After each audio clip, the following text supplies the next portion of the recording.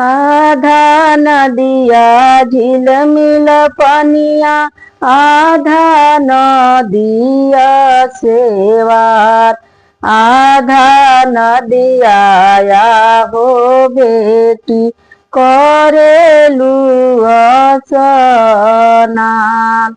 आधा नदिया या हो बेटी करेलू स्नान।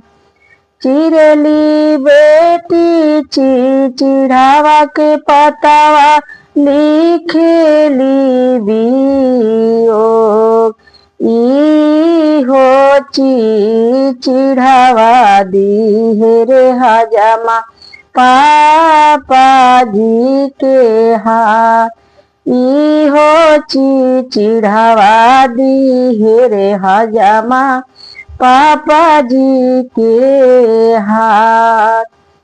ऐसन धन सौंपी है पापा, आधा धन हमार, आधा आधा जाने करई बेटी सर्वधन तोहार।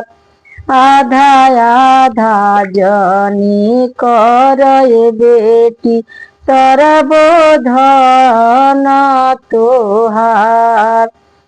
ऐसन धन सौंपिह हो चाचा, आधा धन हमार, आधा आधा जनी करहो बेटी सर्वधन तोहार। आधा आधा जनी करहो बेटी सर्वधन तोहार। ऐसन धन सौंपिह हो भैया, आधा धन हमार, आधा आधा जनी करए बहिनी, आधा धन हमार, आधा आधा जनी करए बहिनी सर्वधन तोहार। चुटकी भर से नुरावा हो बेटी भइली वीरान, चुटकी भर से नुरावा बेटी भइलू वीरान।